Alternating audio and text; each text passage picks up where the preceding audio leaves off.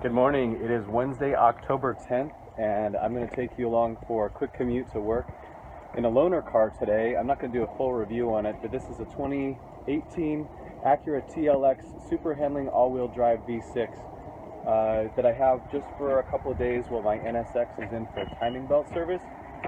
And they hooked me up with a pretty sweet ride here. I'll just show you some quick feedback on it. I'm not intending to do a full review on it, but I thought my viewers would appreciate an inside look. First thing first, let's put my precious cargo in the back seat, including my Marie Callender's TV dinner for lunch, my backpack, and my laptop. I do like the interior color on this. It's kind of a cool saddle brown, maybe similar to my Acura Vigor, but a little bit darker. Before I head out, I will show you this car in proportion or comparison to the ILX that's parked next to it.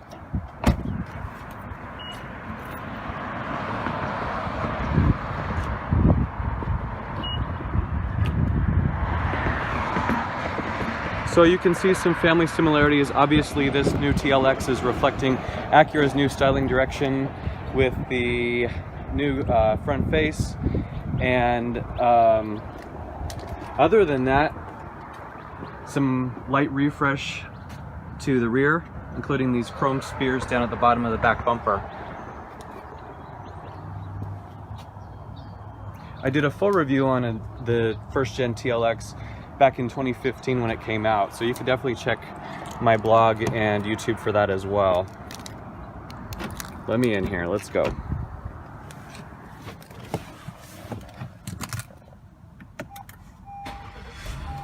One thing I do have a tendency to want to do right off the bat is turn off this automatic stop start.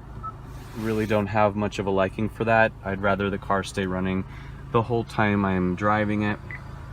Unfortunately, that does default to automatically enable itself every time you start the car. This only has 2,100 miles on it. Dual screen interface here. We'll play around with it a little bit.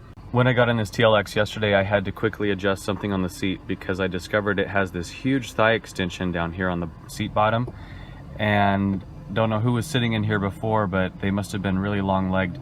So that came down. Kind of a cool adjustment I haven't seen on any of my other Acuras. Still getting the hang of the push button thing. I know it's been around for a few years. I'm a big buttons, levers, and knobs kind of guy, so I probably would rather see a more tangible feel there, but this is something I guess I could get used to.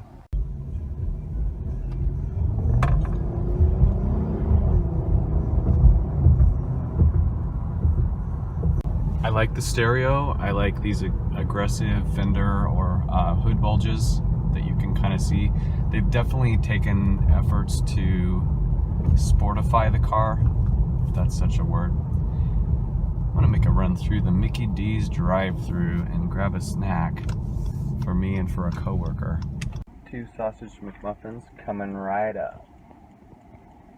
This interface is a little bit funky, but because you get used to basically utilizing the 2-screen interface, but I haven't really played around with it too much other than finding my way to the Sirius XM radio, clearly rocking out to some 80s music here. You can set up your dual temperature zones and so on and so forth, but definitely some good connectivity here.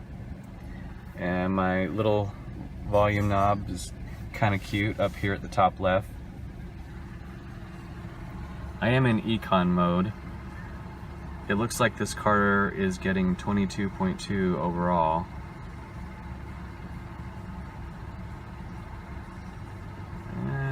60% oil life, 2,100 miles.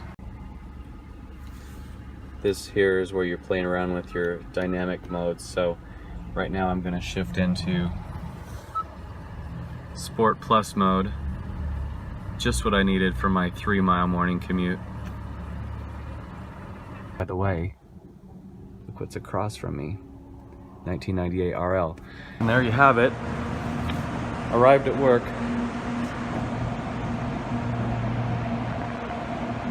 Friend's RSX.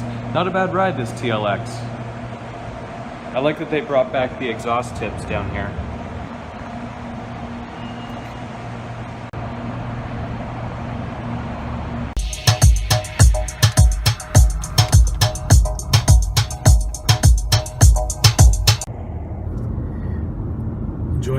of Phoenix's finest rush hour traffic and starting to see the value in having an automatic transmission. So I'll give you a little feedback on this car as soon as I get to a stopping point. I'm going to close out this video with some overall feedback. Let's get down to the nitty-gritty. Did I enjoy this TLX over the course of 9 days of having it? Absolutely. I was skeptical at first because, you know, it doesn't have a clutch pedal and it's got a lot of safety tech which can be intrusive at times. It's really built with the thought of trying to inject some performance into a car that really is just an everyday mid-size sedan. So I made a list over the last 400 or so miles that I put on this car of things that I loved and that I didn't love so much, and so I'll share those with you now before I drop the car back off here at its home at Acura of Tempe, Arizona. So again, I put about 370 miles on this. I had around 2,000 when I picked it up, but I definitely love some of the tech that's related to just kind of being a cruising machine. The brake hold can be a handy feature if you are in a situation where you're on and off the brake in a stop and go situation. I like a lot of the audio entertainment features. This is a mixed CD that I burned. I felt like I was back in 2003, but unlike a lot of cars today, it does still have an optical disc reader. The audio system is pretty sweet, to be honest with you. I loved rocking out to Sirius XM. I have my audio settings basically customized to where I want it to be in terms of bass, treble, and so on and so forth. Obviously, I like a lot of bump, so bass is cranked up. I think the car is sized just right for an everyday cruiser. It's got more than adequate power. The V6 motor in this one has plenty of get up and go, and the transmission was hit or miss for me. I did find that it did a little bit of gear hunting, especially if you clamp down on it in a situation where you really want to get moving quickly. It can take a little bit to figure out which gear it wants to put you in. I love the all-wheel drive confidence that this car inspires. We had a really severe rainstorm last week, and I had to take a friend to breakfast commitment, and really there's a lot of good confidence inspiring characteristics when you're driving this thing. You can be going around a corner in heavy rain and punch it, and it really doesn't lose any sense of grip at all. I enjoy a lot of the comfort tech, like the auto up down on all four windows. That thigh or lumbar support down here was actually very handy. The color combo is sweet. This color reminds me of my Acura Vigor Cognac, or whatever they call it. I can't pronounce that. The LED lighting, the overall design of the car is pretty sweet. I do enjoy the back end a lot. I think it's a vast improvement on the prior generation TL that this car replaced. Another couple things it took me a minute to get used to is just customizing my settings in terms of the memory seat. One thing I didn't like initially when I started driving it was that the driver's seat would retract into the full back position every time I turned the car off, so I was having to reset it frequently. But that's all something that you can dial in when you get your memory seats programmed.